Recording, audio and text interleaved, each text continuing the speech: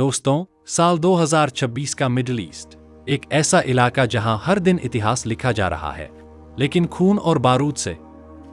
एक तरफ है ENTITY country, Iran, middle eastern country, जो अपने हक की बात कर रहा है, और दूसरी तरफ ENTITY country, Israel, middle eastern country, जो सुरक्षा के नाम पर लगातार सैन्य कार्रवाई कर रहा है। इनके बीच में फंसा है पूरा विश्व, खास तौर पर ENTITY country, America, north American country, जो इस संघर्ष में खुलकर इजराइल के साथ खड़ा है। लेकिन अब हालात बदलते दिख रहे हैं, क्योंकि एक शब्द ने सब कुछ हिला दिया है, सीज़फायर। कहानी शुरू होती है फरवरी 2026 से, जब अचानक खबर आती है कि इजराइल और अमेरिका ने मिलकर ईरान पर बड़ा हमला किया है। यह हमला सिर्फ एक सैन्य ऑपरेशन नहीं था, बल्कि इसे मिडिल ईस्ट की सबसे खतरनाक एस्केलेशन माना गया। इस हमले के बाद पूरे क्षेत्र में तनाव इतना बढ़ गया कि दुनिया को तीसरे विश्व युद्ध का डर सताने लगा। ईरान ने इसका जवाब देने में देर नहीं की। मिसाइल हमले, ड्रोन स्ट्राइक और सबसे बड़ा दाव, स्ट्रेट ऑफ हॉर्मस को बंद करना। ये वही समुद्री रास्ता है जहां से दुनिया का लगभग 20% तेल गुजरता है। जैसे ही ये बंद हुआ, पूरी दुनिया की अर्थव्यवस्था हिल गई। अब सोचिए, जब तेल रुकता है तो सिर्फ पेट्रोल महंगा नहीं होता, देशों के रिश्ते भी बदल जाते हैं। यूरोप परेशान, एशिया चिंतित और अमेरिका पर दबाव बढ़ने लगा। ऐसे में बातचीत की कोशिशें शुरू हुईं। और फिर अप्रैल 2026 में अचानक एक खबर आई, सीज़फायर हो गया है।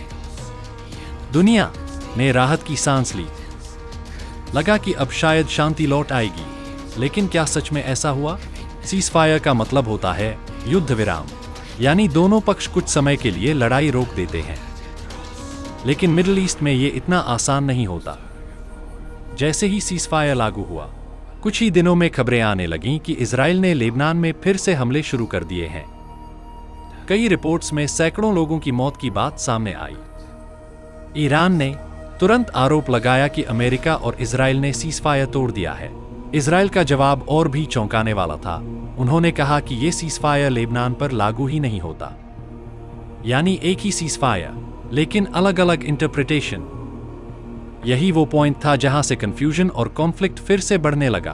अब आते हैं उस सवाल पर जो सोशल मीडिया पर सबसे ज्यादा ट्रेंड कर रहा है। क्या इजराइल के प्रधानमंत्री ENTITY politician Benjamin Netanyahu, prime minister of Israel, की गिरफ्तारी हो सकती है? लेकिन गिरफ्तारी तय है, कहना अभी बहुत जल्दबाजी होगी। ये ज्यादा एक पॉलिटिकल नैरेटिव है जो सोशल मीडिया और कुछ खबरों में तेजी से फैल रहा है। सच ये है कि हालात थोड़े जटिल हैं। एक तरफ अमेरिका अभी भी इजराइल का सबसे बड़ा सपोर्टर है, मिलिट्री, फाइनेंशियल और डिप्लोमेटिक सपोर्ट सब कुछ दे रहा है। लेकिन दूसरी तरफ दुनिया के कई देश इस कॉन्फ्लिक्ट से परेशान हैं। खासकर जब सीज़फायर के बावजूद हमले जारी रहते हैं, तो अमेरिका की क्रेडिबिलिटी पर सवाल उठते हैं। उन्होंने स्ट्रेट ऑफ हॉर्मस पर कंट्रोल और मजबूत करने की बात भी कही है।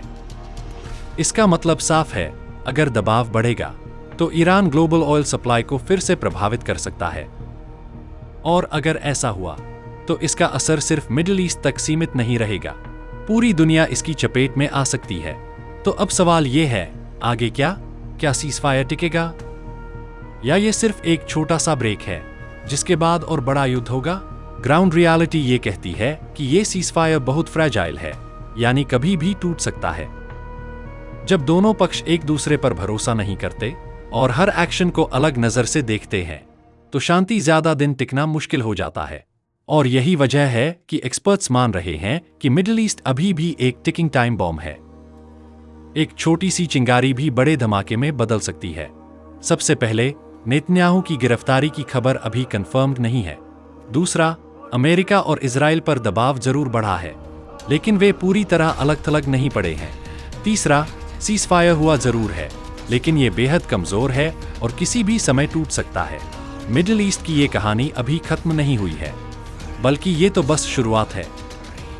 आने वाले दिनों में जो होगा वो शायद दुनिया की राजनीति, अर्थव्यवस्था और सुरक्षा तीनों को बदल कर रख देगा। अगर आपको ये डीप एनालिसिस पसंद आया हो तो वीडियो को लाइक करें, चैनल को सब्सक्राइब करें और बेल आइकन जरूर दबाएं। क्योंकि हम आपके लिए ऐसे ही बड़े मुद्दों की सच्चाई लेकर आते रहेंगे।